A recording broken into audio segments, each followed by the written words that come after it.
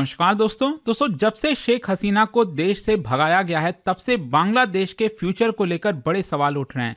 कल आपने देखा होगा देर रात को एक खबर आती है कि बांग्लादेश की कैपिटल ढाका में एक बड़ा ब्लास्ट हुआ जिसकी वजह से कम एक व्यक्ति की मृत्यु हो गई और कई लोग घायल हुए हैं। ये आप देख सकते हो खबर, at least 1 killed in crude bomb explosion इन बांग्लादेश ढाका।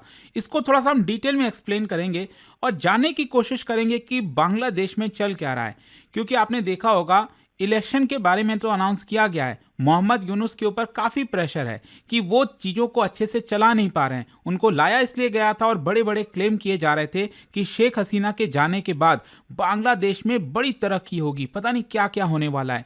लेकिन एक्चुअल में जस्ट उल्टा हो रहा है। मतलब जिस तरह का डेवलपमेंट बांग्लादेश के अंदर देखने को मिला है, शायद ही किसी ने 2 साल पहले ये एक्सपेक्ट किया होगा, क्योंकि शेख हसीना के कार्यकाल के दौरान काफ़ी तेज़ी से बांग्लादेश आगे बढ़ रहा था। लेकिन वो कहते हैं ना, अपने ही पैरों पर कुल्हाड़ी मारना, कुछ वैसा ही सीन आपको देखने को मिलेगा। चलिए इसके बारे में समझेंगे, लेकिन उससे पहले आप सबको बता दूं, स्टडी आईक्यू पर आज एक बहुत ही स्पेशल ऑफर आया है क्रिसमस सेल का। मतलब यहां पर 50% डिस्काउंट तो हमारे सभी कोर्सेज पर मिलेगा, लेकिन कोई भी कोर्स 10,000 रुपीज से ऊपर का अगर आप लेते हो तो यहां पर आपको एश्योर्ड गिफ्ट, ये आप देख सकते हो यहां पर अश्योर्ड गिफ्ट दिया जाएगा और ये बेसिकली 10 से 15 दिन के अंदर आपके घर पर डिलीवर होगा। तो ये आपके पास अच्छा मौका है। आज रात 12 बजे तक, आज क्रिसमस के मौके पर कोई भी कोर्स आप ले सकते हैं। जैसे 2027 का हमारा लॉन्ग टर्म बैच, जिसमें प्रीलिम्स, मेंस, इंटरव्यू सब कुछ की आपको तैयारी कराई जाती है। बस आपको यूज करना है ये कोड अंकित लाइव मैक्सिमम डिस्काउंट के लिए, और ये फोन नंबर दिया, आप इस पर कॉल कर सकते हैं। मेरी टीम आपको अच्छे से गाइड कर देगी। चलिए शुरुआत करते हैं। सबसे पहले देखते हैं कि एग्जैक्टली हो क्या रहा है। देखिए कल देर रात को लगभग 7 बज रहे थे, मतलब बांग्लादेश के अंदर 7 बजे के आसपास एक क्रूड एक्सप्लोसिव डिवाइस जो है ये एक्सप्लोड हुआ। और वो भी कहां पर, मैं आपको थोड़ा सा दिखाता हूं। ये ढाका, अगर आप देखोगे ढाका के ऑलमोस्ट सेंटर में ये जो एरिया है जहां पर मैं पिन पॉइंट कर रहा हूं, यहां पर एक एरिया है मोग बाजार और वहां पर एक फ्लाईओवर था। तो फ्लाईओवर के ऊपर चढ़कर, फ्लाईओवर के ऊपर से कुछ जो अटैकर्स थे उन्होंने यहां पर एक क्रूड बॉम्ब को फेंक दिया नीचे की तरफ, और तभी ये ब्लास्ट हुआ, जिसकी वजह से इंस्टेंटली कम से कम एक सिविलियन की मृत्यु हो गई और कई लोग यहां पर घायल हुए हैं। मीडिया रिपोर्ट्स के आधार पर बताया जा रहा है कि ये काफी यंग लड़का था, 20 साल की उम्र के आसपास, 21 साल की उम्र थी, सैफुल सियाम, उसकी हत्या हुई है यहां पर। और वो बाई चांस उसी पर्टिकुलर जगह से गुजर रहा था जहां पर ये बॉम्ब जाकर गिरा, जिसकी वजह से उसकी हत्या हुई।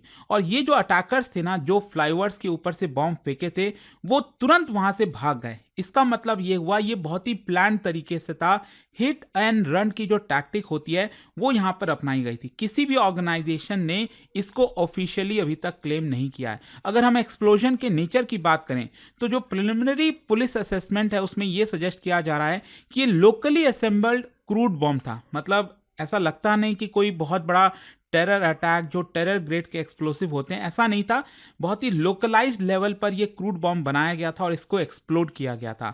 एंड मोस्ट प्रोबेबली क्या होता है कि जब भी पॉलिटिकल वायलेंस, स्ट्रीट लेवल का जो इंटिमिडेशन होता है बांग्लादेश के अंदर, तब इस तरह के बॉम्ब्स का इस्तेमाल किया जाता है। और ये जो बॉम्ब है ये इतना पावरफुल नहीं था कि कोई स्ट्रक्चर को डैमेज करे, लेकिन हाँ, उसके नज़दीक से कोई अगर जा रहा होगा, गुजर रहा होगा, तो डेफिनेटली बहुत ज़्यादा लीथल हो जाता है। और इसी की वजह से एक पर्सन की मृत्यु हुई।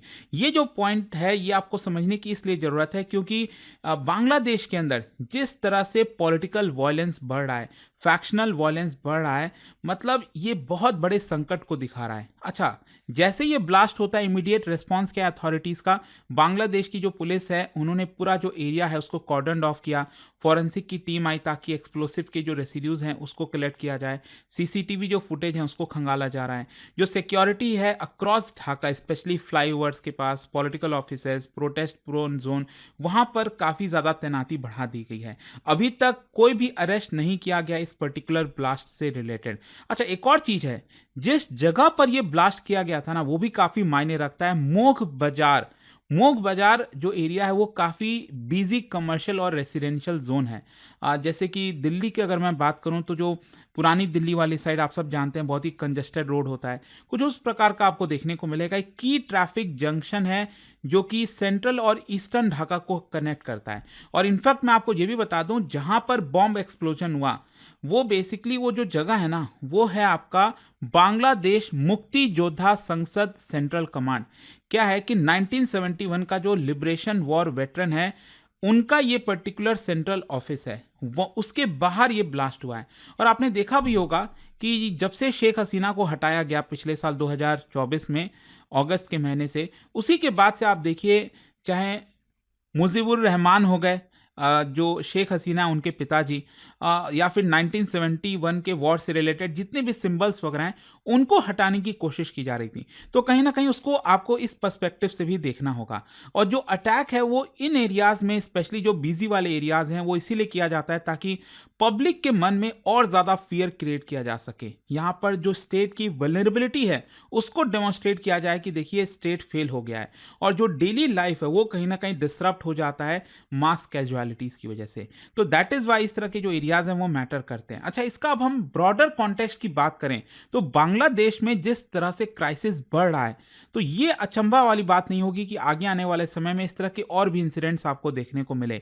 ये जो ब्लास्ट है, आपको इसको आइसोलेशन में नहीं देखना है, क्योंकि बांग्लादेश में ऑलरेडी बहुत ज़्यादा पॉलिटिकल इंस्टेबिलिटी बढ़ गई है।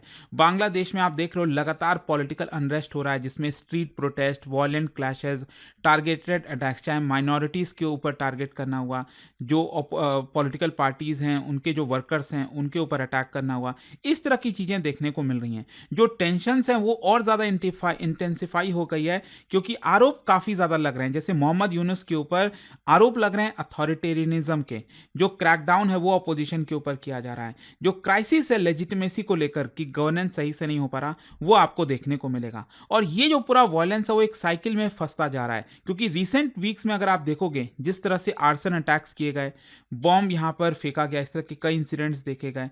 इसके अलावा यहाँ पर जो पॉलिटिकल वर्कर्स, सिविलियंस को टारगेट किया गया।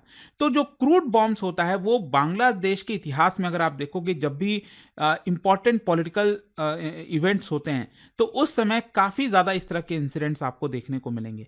अच्छा, इसका कनेक्शन अगर मैं माइनॉरिटी और सिविलियन इनसिक्योरिटी के पर्सपेक्टिव से बताऊं आपको, तो क्या है कि पॉलिटिकल जो वायलेंस है उसके साथ साथ जो माइनॉरिटी के घर हैं उनको जलाना, जो हिंदूज के सिंबल्स हैं, जो हिंदू धर्म से रिलेटेड देवी देवता हैं, टेम्पल्स हो गए, उसके ऊपर अटैक करना, तो इस तरह की चीज़ें आपको देखने को मिलेंगी।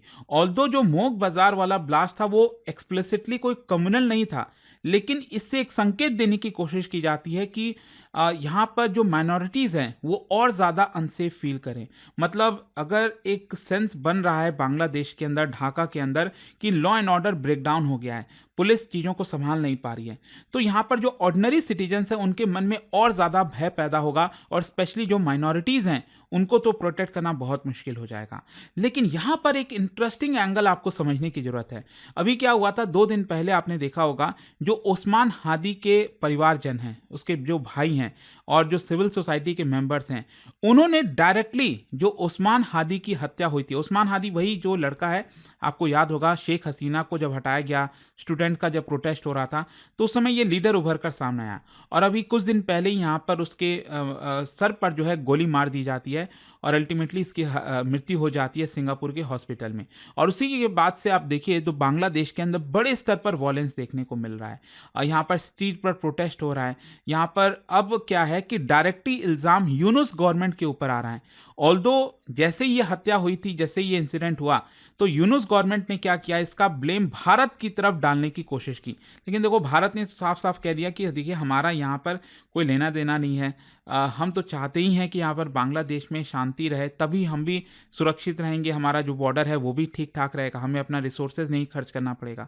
तो यहाँ पर हुआ क्या है कि जो ओस्मान हादी के ब्रदर हैं, बाकी के लोग हैं, वो अब डायरेक्टली पिन पॉइंट कर रहे हैं यूनुस के ऊपर, और उनका इशारा ये है कि यूनुस कहीं ना कहीं जानबूझकर इस तरह की चीज़ें करवा सकते हैं ताकि यहाँ पर जो इलेक्शंस हैं उसको डिले किया जाए। क्योंकि बांग्लादेश में जो सबसे बड़ी एक डिमांड उठ रही है यहाँ पर, वो है इलेक्शन की, कि इतना लंबा समय हो गया है, चुनी हुई सरकार नहीं है। मोहम्मद यूनुस तो ऊपर से बैठा दिए गए ना, किसी को पता भी नहीं कि मोहम्मद यूनुस का नाम कहाँ से आ गया, कैसे अचानक से वो यहाँ पर इंटरिम गवर्नमेंट के हेड बन गए, यूएस इसके पीछे है, कौन इसके पीछे है, तो बहुत सारे कन्फ्यूजन है। तो लोग चाहते हैं कि यार कोई इलेक्टेड गवर्नमेंट हो, कैसे बिना कोई इलेक्ट हुए हमारे देश को चला सकता है। तो इसीलिए यहाँ पर अब शक जा रहा है कि क्या यूनुस इलेक्शन को कैंसिल करके अपने रिजीम को आगे बढ़ाने की कोशिश करें। और इसीलिए आप देखोगे उस्मान हादी के जो ब्रदर है वो यहाँ पर कह रहा है कि जो हाल शेख हसीना का हुआ था, जो चीज़ शेख हसीना को हुआ था, देश छोड़कर भागना पड़ा था, कुछ वैसा ही यूनुस को भी करना पड़ सकता है। अच्छा, यहाँ पर अब देखिए कई आर्टिकल्स भी आ रहे हैं, जैसे कि ये जो उस्मान हादी की हत्या हो रही है, जिस तरह से डिस्टर्बेंस हो रहा है बांग्लादेश के अंदर, अल्टीमेटली इससे फ़ायदा किसको होगा? ना तो जो बीएनपी है, बांग्लादेश नेशनलिस्ट पार्टी, ना जो अवामी लीग है उसका होगा। अल्टीमेटली यूनुस को इससे फ़ायदा हो सकता है। और साथ ही साथ यहाँ पर एक और इंटरेस्टिंग चीज़ मैं आपको बताता हूँ, ये जो एक्सप्लोजन हुआ है ना, ये जो ढाका में ब्लास्ट हुआ है, वो एग्जैक्टली तब हुआ just before the arrival of Tariq Rahman. Tariq Rahman, मैं आपको बता दूं, आप सब जानते हैं जो बीएनपी एक और पार्टी जिससे जो शेख हसीना है वो अवामी लीग की से पार्टी से बिलोंग करती हैं।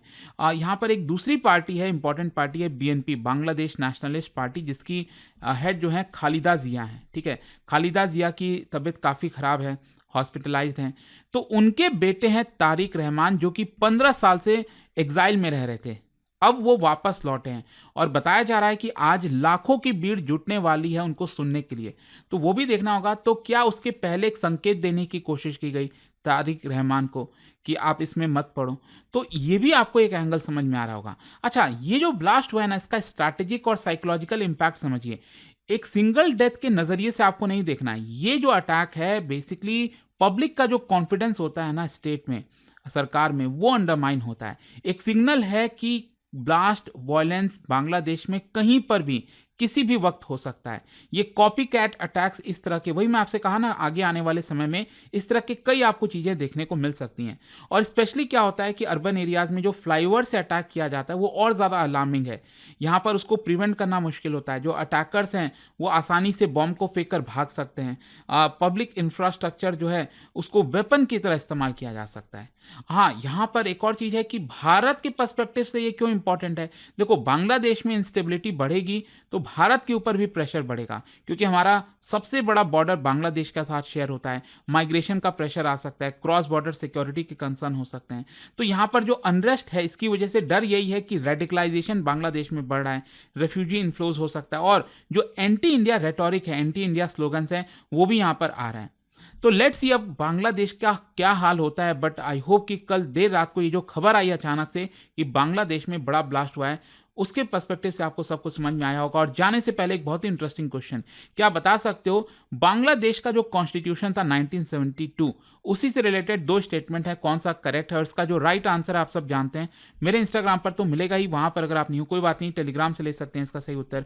और दोस्तों, जैसा मैंने आपको बताया, अगर आप यूपीएससी की तैयारी करें, आज 25 दिसंबर क्रिसमस डे के दौरान सबसे बड़ा ऑफर यह है कि 50% डिस्काउंट तो आपको मिल ही रहा है सभी कोर्सेज पर, चाहे 2027 हो, 28 हो या फिर 2026 का प्रीलिम्स आप ले रहे हो। लेकिन इससे भी खास यह है कि अगर आप 10,000 रुपीज से एक्स्ट्रा का कोई भी कोर्स लेते हो तो यहां पर अशॉर्ट गिफ्ट, ये जो आप देख रहे हो यहाँ पर, आपको अशॉर्ट गिफ्ट एक दिया जाएगा और 10 से 15 दिन में आपके घर पर डिलीवर कर दिया जाएगा रात 12 बजे तक। Remember and use this code Ankit live maximum discount के लिए। और ये फोन नंबर है, कोई भी डाउट है बैच से रिलेटेड, गिफ्ट से रिलेटेड, तो आप कॉल कर सकते हैं। मेरी टीम जो है आपको अच्छे से गाइड कर देगी। दोस्तों, स्टडी IQ IAS की क्रिसमस सेल लाइव है और बस कुछ ही दिन बाकी हैं। 27 दिसंबर के बाद यह ऑफर बंद हो जाएगा। इस सेल में मिल रहा है यूपीएससी 2027 की कंप्लीट प्रिपरेशन। यह प्राइस लिमिटेड टाइम के लिए ही अवेलेबल है। इस कोर्स में आपको मिलेगा टॉप फैकल्टीज का एक्सपर्ट गाइडेंस, प्रीलिम्स से इंटरव्यू तक full coverage, daily live evening classes, structured notes, previous year questions and test series, dedicated mentorships. Seats limited हैं और फास्ट फिल हो रही हैं। आज का डिसीजन आपकी यूपीएससी जर्नी की डायरेक्शन तय करेगा। तो स्टडी IQ ऐप खोलिए, P2I बैच सर्च करिए एंड यूज करिए code Ankit live ANKITLIVE for maximum discount. और भी कोई डाउट हो तो इस फोन नंबर पर कॉल करिए। नंबर है 092400239293। स्टडी IQ IAS, आपका सिलेक्शन हमारा मिशन।